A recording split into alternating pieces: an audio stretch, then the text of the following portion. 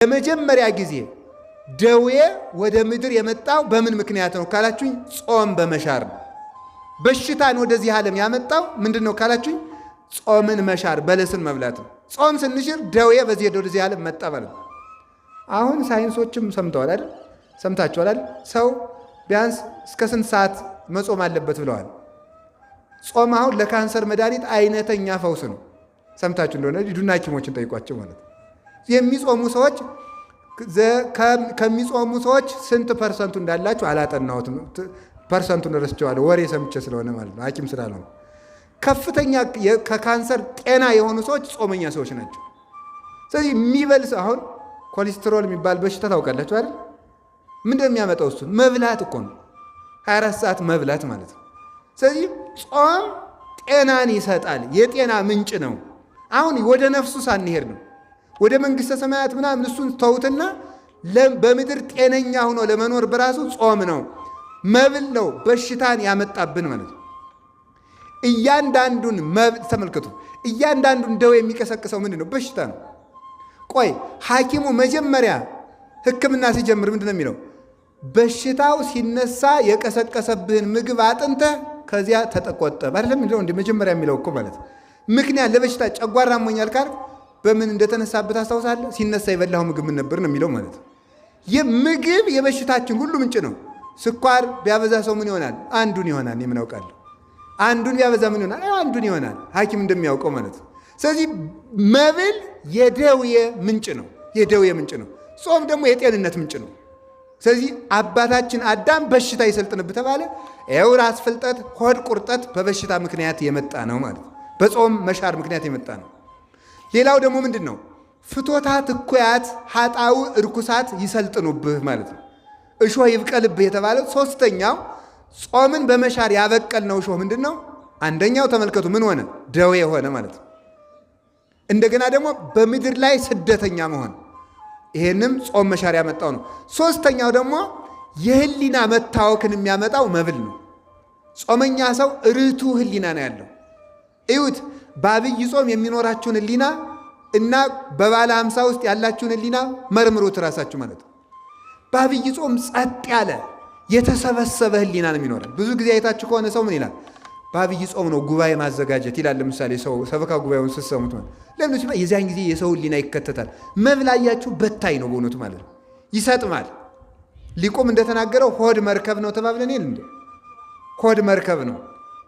መርከብ ያለ ልክ ሲጫን ተሳፋሪዎቹ እንደሚሰጥሙት ሰው ያለ ልክ ሲበላ በጎ ዕቅድና በጎ ህሊና ሁሉ ይሰጥማል ማለት ነው። ይሰጥማል። ስለዚህ ቀሊለ ህሊና ይኖረናል ማለት ነው። ትጋት ይሰጠናል። የትጋት ምንጭ ጾም ነው። ስጋው ለጸዋሚ ኢይትከሃሎ ከመይኑም ኩላ ሌሊተ ፊልክስዩስ የሚናገረው የጾመኛ ሰው ሰውነት ሌሊቱን ሙሉ ተኝታ ማደር አትችልም ነው የሚለው ማለት ነው። ጾመኛ ሰው ትጋት ይሰጠዋል፣ ከደዌም ይድናል፣ ርቱ ህሊና ይኖረዋል ማለት ነው። የሚበጻበጽ በውሳኔ የተከፈለ ልብ ያለው ይሄ ልክስክስክስ ያለ ህሊና የሚኖረን በላተኞች ከመሆናችን የተነሳ ነው ማለት ነው። በላተኞች ከመሆናችን የተነሳ ነው። ስለዚህ ርቱ ህሊና ይሰጠናል። ፍቶት አይሰለጥንብንም። ክፉ ህሊና አይሰለጥንብንም። አድመኝነት አይሰለጥንብንም። ሰውን መደባደብ፣ ትኩሳት የሆነ ነገር ሁሉ፣ ለቁጣ መቸኮል ሁሉ አይሰለጥንብንም ማለት ነው። ራስን የመግዛት ምንጩ ጾም ነው ማለት ነው። ራስን የመግዛት ምንጩ ጾም ነው። እንግዲህ እነዚህ ሁሉ ነገሮች ፍቶታት እኩያት ኃጣው ርኩሳት፣ ክፉ ህሊና በጾም ይርቃል። ክፉ ህሊና በጾም ይርቃል። ልክ ተመልከቱ፣ አላችሁ የላችሁም፣ እግዚአብሔር ከሁላችን ጋር ይሆን። አሁን እዚህ አካባቢ የተቋተ ውሃ ቢኖር እዚህ ላይ የሚራቡ ተሐዋስያን ይኖራሉ። ያንን ውሃ ስንጠርገው ግን ተመልከቱ፣ እነዚያ ተሐዋስያን ሁሉ ምን ይላሉ? ይርቃሉ ማለት ነው። ለምሳሌ የወባ ትንኝ እዚህ ላይ እንዳይራባ ይላሉ ሐኪሞች። በአካባቢ የተቋተ ውሃ እንዳይኖር ጥረጉ ይላል።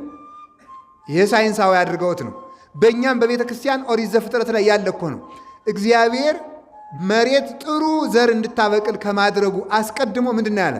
በመሬት ላይ የተኛውን ውሃ ሰበሰበው ነው የሚለው። መሬትን ጠፈፍ አደረቃት። ስለዚህ ተሐዋስያን ውሃውን ስናነሳው እንደሚርቁ ስንጾም አጋንንት ይርቃሉ። አጋንንት ይርቃሉ። ክፉ ሕሊና ይርቃል። ፍቶት ይቀነሳል። ስጋችን መገራት ይችለዋል ማለት ነው። ገሪር ይሰጠናል። አሁን ተመልከቱ፣ ጾም በስጋ ሲገራ ሕሊና ለልብ ይገዛል፣ ልብ ደግሞ ለእግዚአብሔር ይገዛል። ተመልከቱ፣ አሁን በቤተ ክርስቲያናችን ስርዓት የመጀመሪያው በአብይ ጾም የመጀመሪያው እሁድ ተቀነዩ ይባላል። ቅዱስ ያሬድ ነው ስም ያወጣለት። ተቀነዩ ለእግዚአብሔር በፍርሃት ወተሐሰዩ ሎቱ በረአድ የሚለውን የማሕሌት ባለሙያዎች የድጓ መምህራን በጾመ ድጓቸው ይህንን ያንቆረቁሩታል። የመጀመሪያው ጾም መግቢያ ምን ይባል? ተቀነዩ። እንግዲህ ለእግዚአብሔር ተገዙ ይላል። ለምንድን ነው የመጀመሪያው እሁድ ተገዙ የተባለ? ተቀነዩ ተብሎ አከለክሙ መዋዕል ዘሃለፈ ዘተቀነይክሙ ለግእዘ ሥጋክሙ፣ ለሥጋ ፈቃዳችሁ የተገዛችሁበት ጊዜ ይበቃል ይላል ቅዱስ ያሬድ። ለሥጋ ፈቃዳችሁ የተገዛችሁበት ጊዜ ይበቃል። አሁን ለእግዚአብሔር በፍርሃት ተገዙ። ለምንድን ነው ጾም ሲመጣ ለእግዚአብሔር ተገዙ የሚባለው? ለእግዚአብሔር መገዛት ማለት እግዚአብሔርን በልብ ማምለክ፣ ልብን ለእግዚአብሔር ማስረከብ ነው። ልብ ብላችሁ ስሙ። ልብን ለእግዚአብሔር ማስረከብ ለእግዚአብሔር መገዛት ከሆነ ልብ ለእግዚአብሔር መገዛት የሚችለው ምን ሲገዛ ነው ሲባል ሥጋ ለነፍስ ሲገዛ ነው። ሥጋ ለነፍስ መገዛት የሚችለው ምንድን ነው? ሲጾም ነው። አያችሁ፣ ገሪር ይገኛል ማለት። ሥጋን መቆጣጠር የሚቻለው በጾም ነው። በእውነቱ ማለት ነው። ሥጋን መቆጣጠር የሚቻለው በጾም ነው። ሰውነታችን መግዛት የምንችልባቸው ሁለት መሰረታዊ ነገሮች አሉ። አንደኛው ጾም ነው። ሁለተኛው አፍን መግራት ነው። ንግግርን መቆጠብ ነው። ፈረስ በልጓም እንደሚሰበሰበው ሰው ሰውነቱን መግዛት የሚችለው በምንድን ነው ካላችሁኝ፣ አንደበቱን በመቆጠብ ነው። አንደበት እሳት ነው ብሎ ያዕቆብ የተናገረው ለዚያ ነው። እሳት ከአንድ ቦታ ተነስታ ከተማውን ሁሉ እንደምታቃጥለው አንደበት ላይ እዚች አፍ ውስጥ እየነደደች መላውን ሀገር ተብሎ የሚጠራው ሰውነታችን ነው። ለምሳሌ እዚህ አካባቢ አንድ እሳት ቢቃጠል ዝም ብለን ካየነው መላ ከተማውን ሊያቃጥል ይችላል። ሰውነታችሁን እንደ ሀገር ቁጠሩት። እንደ ሀገር ከቆጠር ነው አንድ ቦታ የጫርናት እሳት መላ ሀገር እንደምታቃጥለው አፋችን ውስጥ የምትነደው አንደበታችን መላ ሰውነታችን በሙሉ ታነደዋለች በኃጢአት ማለት። መብልም እንደሱ ነው ማለት ነው። ስለዚህ መብል ስንቀንስ ሥጋ ለነፍስ መገዛት ይችላል። ራስን የመግዛት እግዚአብሔርን የማምለክ ምንጩ ጾም ነው ማለት ነው። ራስን የመግዛትና እግዚአብሔር የማምለክ ምንጩ ጾመኛ ሰው በእውነቱ ከዝሙት መቆጠብ ይችላል፣ ከስድብ መቆጠብ ይችላል፣ ከመግደል መቆጠብ ይችላል፣ ከመደንፋት፣ ከኩራት፣ ከትዕቢት፣ ከማን አለብኝነት እኔ እበልጣለሁ ከማለት ከዚህ ሁሉ የሚሰበስበን ጾም ነው። ስለዚህ ጾም የዚህ ሁሉ ምልክት ነው ማለት ነው። አላችሁን? የላችሁም? እግዚአብሔር ከሁላችን ጋር ይሁን። ሌላው ጾም የፍቅር ምልክት ነው። ጾም የፍቅር ምልክት ነው። እንዴት ነው ጾም የፍቅር ምልክት የሚሆነው? አሁንም ወስዳችሁ ወደ አዳምና ወደ ሔዋን ነው ወስዳችሁ። እግዚአብሔር አዳምን መጀመሪያ ፈጥሮ ከዚህ እንጨት እንዳትበላ ያለው ለምንድን ነው? እግዚአብሔር እኮ በገነት አዳምን ከከለከለው እጽዋት ለአዳም የፈቀደው እጽዋት ይበዛል ነው በመጽሐፍ ቅዱስ የተነገረ። እግዚአብሔር ለአዳም በጣም ብዙ ሺህ እጽዋትን ሰጥቶ አንድ እንጨት ብቻ ከለከለው።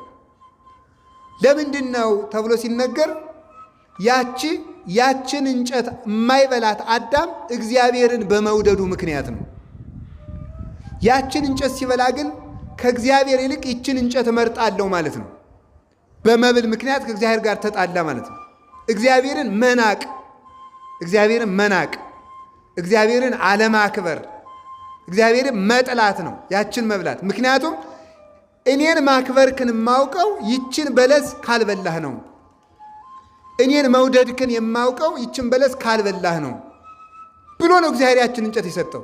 ሲበላ ናቅከኝ ብሎ አንተንም ንቄሃለሁ፣ አጋንንት እንዲሳለቁብህ፣ በመንጸፈ ደይን እንድትወድቅ፣ በግራ አጋንንት እንድትጠቀጠቅ አረጋለሁ። አንተ እኔን በአንዲት እንጨት እንዳላከበርከኝ እኔም አንተን ሰማይና ምድርን የምትገዛ የሰማይ አዕዋፍን የምድር አራዊትን እንድትገዛ የፍጥረት ንጉሥ አርጌ ሾሜ ነበር። አሁን ግን ንቄ የአጋንንት መሳለቂያ አደርግሃለሁ አለው እግዚአብሔር። ስለዚህ ተመልከቱ፣ ጾም እግዚአብሔርን የማክበር ምልክት ነው። ጾም እግዚአብሔርን የመውደድ ምልክት ነው። በጾም ጊዜ ግን የጾም ሰዓትን ሽሮ እንጀራ መብላት ማለት ከእግዚአብሔር ይልቅ ይህ እንጀራ ይሻለኛል ማለት ነው። ከእግዚአብሔር ይልቅ ይህ መጠጥ ይሻለኛል ማለት ነው። እግዚአብሔርና መብል ለውድድር ቀርበውልን መብልን መምረጣችን ማለት ነው። ጾምን መሻር ማለት እንደሱ ነው። ስለዚህ የፍቅር ምልክት ነው። እግዚአብሔርን የመውደድ ምልክት ስለሆነ ጾም እንዲያውኖ ተሰጥቷል ማለት ነው። የአዳም አካል በሞት እንዲፈርስ የተፈረደበት እሱ የእግዚአብሔርን ፍቅር ስላፈረሰ ነው። የአዳም አካል የፈረሰው እሱ የእግዚአብሔርን ፍቅር ሲያፈርስ ነው። የእግዚአብሔርን ፍቅር አፍርሶ አንዲት እንጨት ሲበላ እግዚአብሔር ደግሞ እንግዲያማ አንተ የኔን ፍቅር ካፈረስክ እኔም ያንተን አካል በሞት አፈርሰዋለሁ እና አፈረሰው። መሬት ነበርክ እንደ መሬት ፍረስ አለው፣ አፈረሰው ማለት ነው። ስለዚህ አዳም እንዲሞት የተደረገው በምን ምክንያት ነው ካላችሁ ጾምን በመሻር ነው። የእግዚአብሔርን ፍቅር በማፍረስ ነው። የእግዚአብሔርን ፍቅር ሲያፈርስ የእሱ አካል በሞት ፈረሰ። አዳም የእግዚአብሔርን ፍቅር በምን አፈረሰ ስትሉ ጾምን በመሻር ነው። ዛሬ ሰዎች ሁሉ የሚቀሰፉበት ምክንያት ጾም ስለፈረሰ ነው። የእግዚአብሔርን ፍቅር ስላፈረስን ነው። የእግዚአብሔር ፍቅር ከሚፈርስባቸው መንገዶች አንዱ ጾሙን መሻር ነው። መጾም ደግሞ እግዚአብሔርን የመውደድ ምልክት ነው።